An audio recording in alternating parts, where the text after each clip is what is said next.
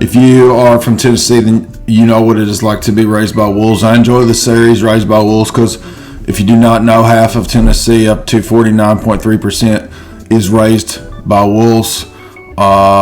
We have funerals the same that wolves has, in the case of which when you are dying, all will howl together. Most of Tennesseans are 0.5% raised by wolves because we grows up on the land, and the land have showed us that wolves, if you ever seen a van with airbrush painting of a wolf howling by a moon, you are probably looking out upon a Tennessean. Tennessee has a lot of mountains. Tennessee has a lot of billy goat and have a lot of hair. Tennessee are raised by wolves. We often, if you do not know, this is the experience of Tennessee. Hopefully that you will enjoy my analysis of this movie. This show was weird. There was robots and wolves. Wait, there was not a wolf in this show. I thought that when I watched the show there would be, as is my own experience, people from TV raised, as is my experience, people from Tennessee to be raised by wolves. I did not see a wolf through the entire series. I rather saw a bitch tiger mom. That was the closest thing to being raised by wolves. A tiger mom is not a wolf. The robot tiger mom in this series was not very hot. However, I have observed that moms raised by wolves in Tennessee can be quite hot.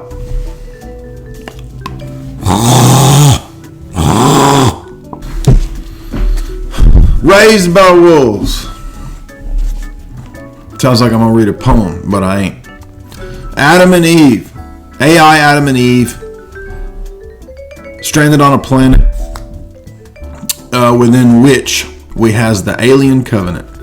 Now, if you saw Ridley Scott's Alien Covenant movie, then you are recalling the panspermia idea already present here. Except now we got a variation. We got mother and father being two AI entities. Very diverse family. Very correct family. And this is, once again, mimicking the Genesis model. Just like in Alien Covenant, there was a mimicking of the Genesis model. Here we have a mimicking of the Genesis model that's an atheist version where we have two progenitors who are AI raising actual humans.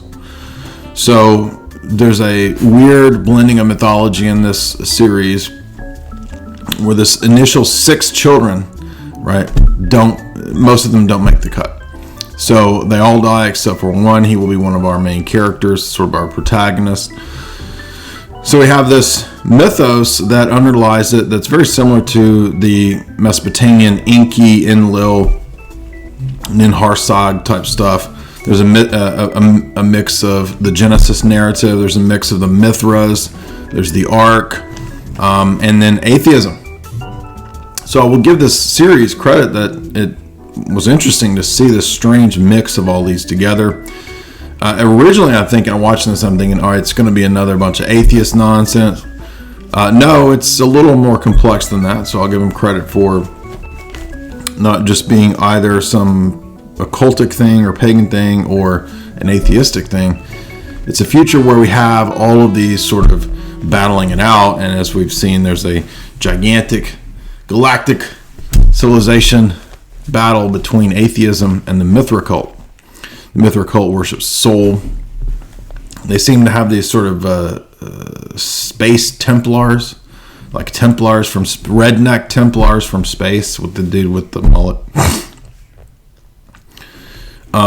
And they square off right against the atheist civilization, which is, I guess, lost this great battle and is trying to seed a planet where they can continue their worldview.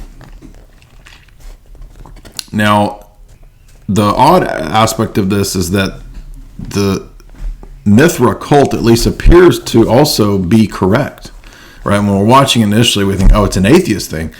And then we start to see people who were under the guise of being atheists, who then, they adopt the face, they change the face, the parents of the kid. They seem to be, one of them at least, the dad converts. He has this experience where he envisions Sol talking to him. And so we are kind of under the impression that maybe Sol is speaking to his space Templars, right? And he sees himself as this prophet then who's kind of like rediscovering the Mithraic mysteries, and he's now anointed to be Sol's chief mullet ascetic. The AI girl power versus patriarchal solar religion. Is that what we're seeing here?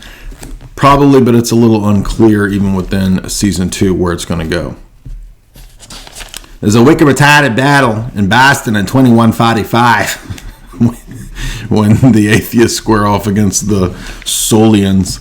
And we figure out there that the AI bots that the atheists build are necromancers. They have the ability to basically fly around and blow shit up. There's also questionable coitus activities going on at the highest levels of the Mithra cult. And so this could lend some interesting interpretation to the spirals of the sun cult religion.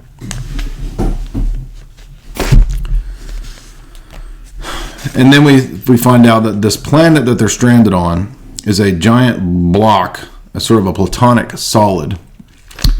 And this block somehow fulfills the Mithra Mysteries, right? It's almost like it's organizing and ordaining these events to come to be. We don't really know what the purpose of it all is. And so there is a weirdly and oddly an intelligent design going on in this. But it's not obviously the kind of theism that we would think. And in fact, when we see the atheist guy building the AI bot, we see the all-seeing eye behind him. We see a pyramid imagery. We see the egg and the serpent. And he's her intelligent designer, right? Mother's intelligent designer. Now, simultaneous to that, we're watching the other group of kids grow up under the tutelage of the atheist bot, the Reddit bots. And half of them they have their Mithra cult that they still believe, right? They have a tooth of Mithra. So they have these relics. They're using tarot cards too, which is an odd mix here of tarot cards and relics. And Mother, we discover, big revelation. Now, this wasn't really a shock to me.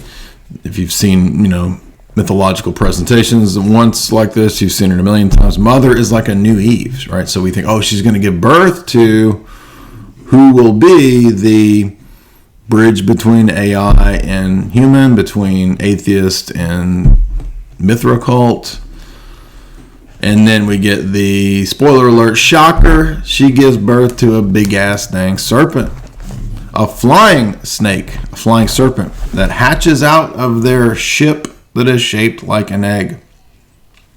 This is, of course, the Platonic Timaeus imagery. So there's a lot of Platonic Solids, Timaeus, Mithra mythology, right? Not Mithra, or orphic mythology going back to Plato and the Timaeus with the snake in the egg, right? And that signifies the birth of the universe being the Ouroboros, right? The snake in the egg in the Hermetic tradition, going back to Plato.